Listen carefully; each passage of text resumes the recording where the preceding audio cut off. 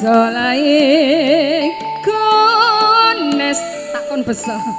gones witing Mbak Wiwi kelapa sing gedhe ngalah witing yang belum persiapan kelapa Mas RW witing kelapa kang masih muda tansah mengatiku kayoyon sagamu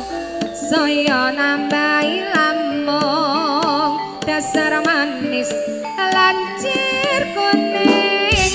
ora mau kalatiku dadi kuming semang setitik aku wasima karena kanggo tangga kangen kulino wangi tanah sale wong tresnaku ra bisa lali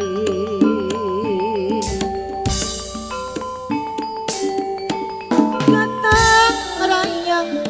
nyambut gawe